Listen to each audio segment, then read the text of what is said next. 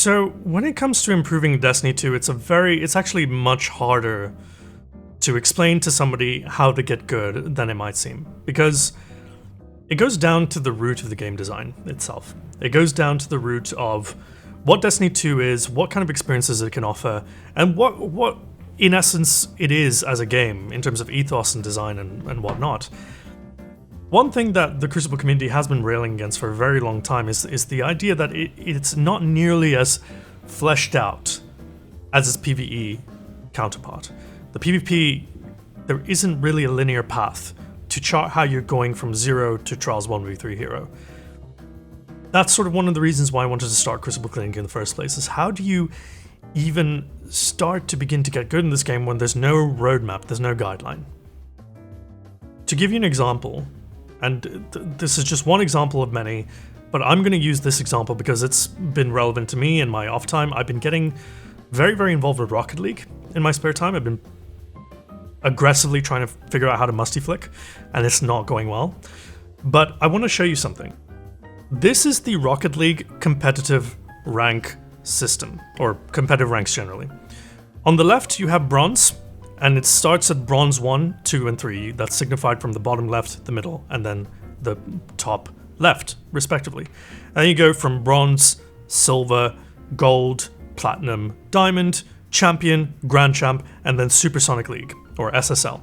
These are just the headline ranks. There are 4 divisions per rank. So you could be a platinum 2, division 2. Or you can be like me, a gold 3, division 4, perpetually gold 3, division 4, because I have a very bad tendency to blame my teammates. I know, scrub mentality. This is the Rocket League ranking system, okay? It's fleshed out.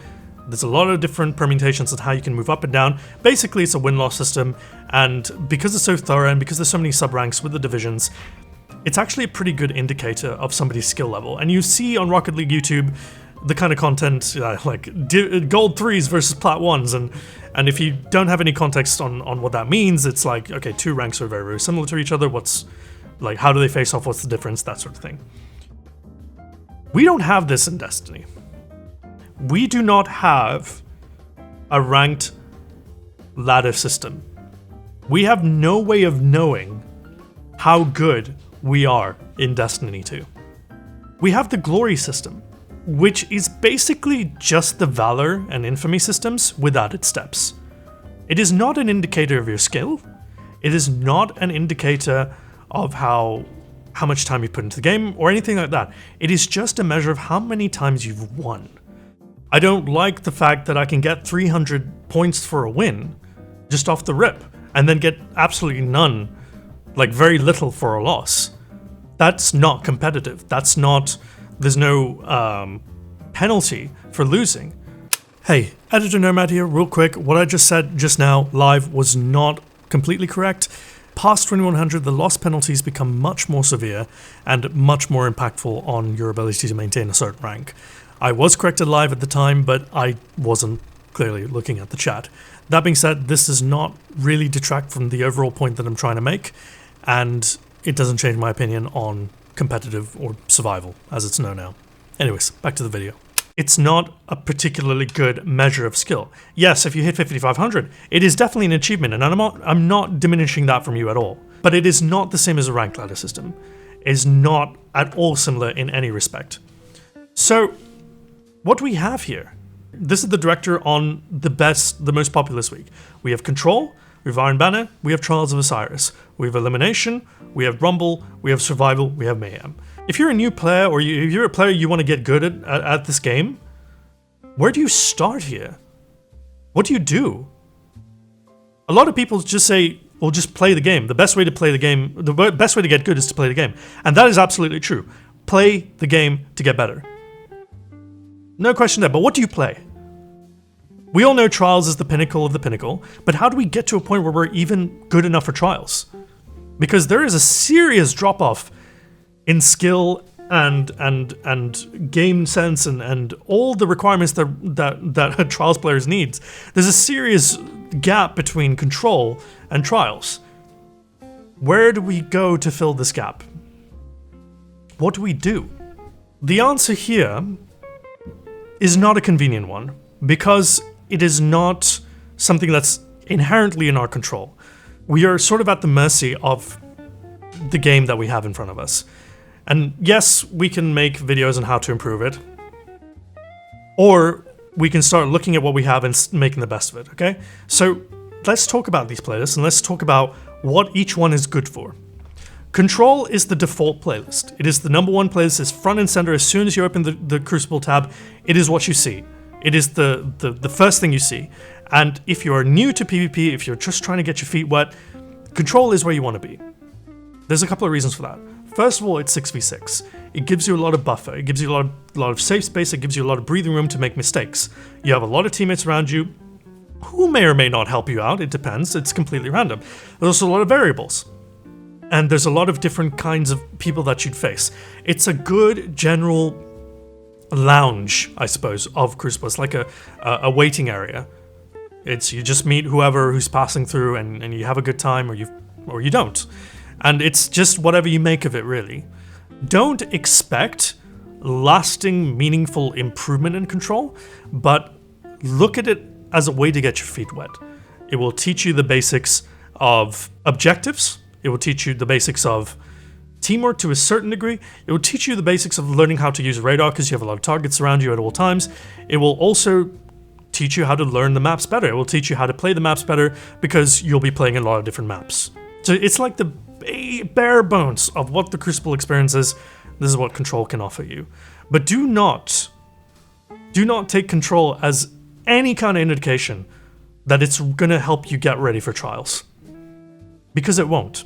This is 3v3, this is 6v6. This is Elimination, this is Control. Two very different game modes. Alright, so you've played Control for a while, you're decent at Control. What's the next step here? You have two options. You can go and perfect and start perfecting your sensibilities in Rumble. You can start learning what kind of player you want to be. You can start learning about aggression. You can start learning about situational awareness. Rumble is by far and away the best playlist out of any of these to get better individually as a player. Because 5 people want to kill you at the same time. So it will test your ability to survive. It will test your ability to rotate around the map. It will test your map knowledge. It will test your loadout proficiency. It will test everything about you as a player. Plus, if you want to win, you can't just fend off fights. You have to go out and find those fights. You have to go out and look to kill people. If you want to win in Rumble, you want to get a Valor streak going in Rumble, you have to go out and kill people. It's really just as simple as that. Survival is a weird one. We have 2 variants of survival. I don't think you should ever go into the normal survival on your own, because you need a team. And if it's competitive, or competitive as I'm going to call it, this is what you want to go into if you want to build team chemistry. This will teach you how to communicate with your team. This will teach you how to dovetail with your team. This will teach you how to synergize with your team. It will teach you how to play with your team in a way that makes sense for your movement, your playstyles, and the opponents in front of you. And that is something that is very transferable over into trials, because you will have a bunch of different teams and you gotta learn how to play against all sorts of different teams. So survival is probably one of the best places to learn team synergy. You have a lot more margin for error in survival because you have lives, whereas Elim is very much like you die, you're out, unless you get revived, and then you'll be out longer if you die again. Survival is good for that. Freelance survival. This is basically just survival with extra steps because you are queuing in alone. You are queuing in alone and you are going into this playlist where you do not have the luxury of communication. If you're on PC, yes, you can type in team chat and hopefully give some information that way, get some comms going. But generally speaking, you will be alone, you'll be acting alone, but amongst a team. It's very similar to Control, but in survival this time. And this teaches you situational awareness like nobody's business, because not only, if you want to survive and if you want to do well in Freelance, you not only have to be very good about your own life and your own body and your own actions, you have to be good about your teammates' actions. You have to assume, under a certain rank, I would say under 4,000 glory or so, you have to assume that people don't know how to play cover, they don't know how to look up and see where their teammates are. You have to assume that they're going to go out there and play it like it's Rumble. The good news is the opponent team will probably do the same as well. This will teach you how to look after your teammates as well, which again is transferable to Trials of Osiris. So both of these things can help you get better at Trials, but in different ways. Mayhem is, well, it's Mayhem. I would say enough said, but Mayhem is actually a supremely useful tool at learning how to get better with your super.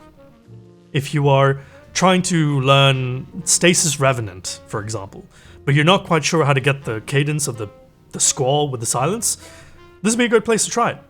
Like, if you want to learn how to be good with your super, this is the place you go, this is the place where you practice it. Because supers decide Trials matches. It's really that simple. They have the power to flip a 4-1 situation into a 5-4, just by smart super usage. And it really comes down to how well you can use it. And, more importantly, how well to counter it. You want to know how to shut down a behemoth? Go to Mayhem.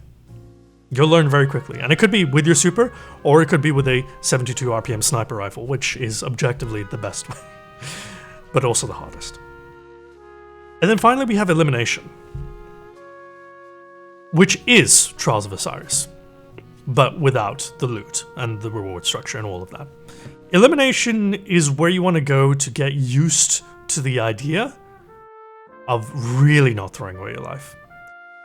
We did say survival, just by the name itself, implies surviving. It implies testing your ability to stay alive. But Elimination, you don't have lives. You have to rely on the goodwill of your teammates to res you.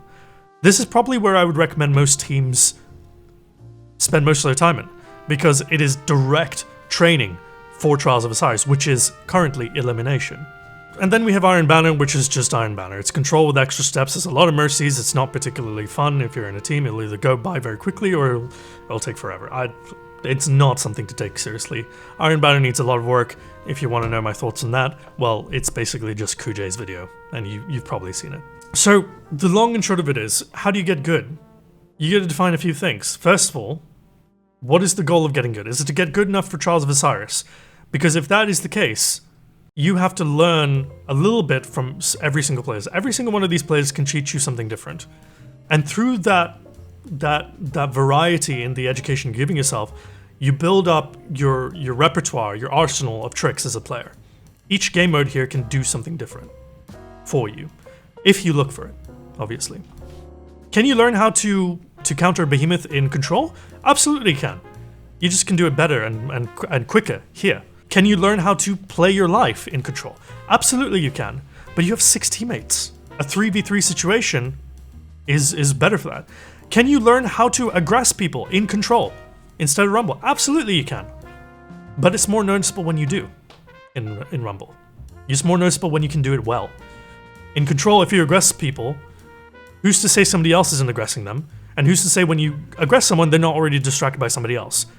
How to get good in Destiny 2 involves a lot of... It does involve a little bit of imagination. It involves a lot of proactivity on your part to make the best of what we have here. There isn't a rank ladder system.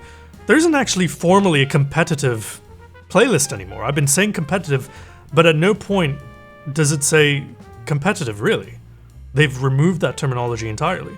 Getting good is about going into the Crucible, figuring out what you want to be good at, what you want to be better at, and seeking out the right game mode to help you do that. For most of you watching this video, that's Control. You're going to have to be getting good at the basics. If you cannot drop a 30 in Control reliably, I would stay away from Rumble. And I would also probably stay away from Survival. Start figuring out how you can do it, because honestly, once you get past a certain threshold, once you incorporate things like 2-second rule, laning next to cover, game sense, radar awareness, you'll find that dropping 30 is really quite simple. And it doesn't have to be pure kills, it's defeats. I'm saying defeats on purpose. Then, after that, go into Rumble and start taking that aggression to the next level. To drop 30 in Control, you have to be aggressive. Rumble will help you fine-tune that aggression better. Once you do that, go into Mayhem to perfect your supers. And I know this is a rotating playlist and this doesn't come around every so often, but if it's around, do that. Other times, it will be Showdown or it will be Clash. Clash is a great way to improve how to kill people, because it's just about killing, no objectives. Once you're ready with that, then try your hand at Freelance Survival, or normal survival as it is, because it'll teach you teamwork. Once you're feeling comfortable with the idea of playing your life and you know how to look after your teammates even though they don't have comms on you, go to Elimination. That will take it one step further. And once you feel like you know Elimination, you feel comfortable in Elimination, you feel comfortable with the cadence of Elimination, that's when I think you'd be ready for Trials. You know, you might not get to 5 wins, or 7 wins, or even 3 wins, but you won't be surprised at why you died. You won't be surprised at why things happen the way they did. Because you have the experience of dropping 30 in Control. You have the experience of aggressing people in Rumble. You have the experience of shutting down supers. You have the experience of looking for your teammates. And you have the experience of playing Elimination and understanding what that game mode entails. So that when you get to Trials, you're not as surprised, not as easily. That's the best we got right now. It's not simple, it's not easy, but it is what it is. And until such time that we get changes, this is how you get good at Destiny 2 PvP. Hope that was useful. If you like this video, you know what to do. I'm Ascendant Nomad, and I'm your Crucible Doctor. Cheers.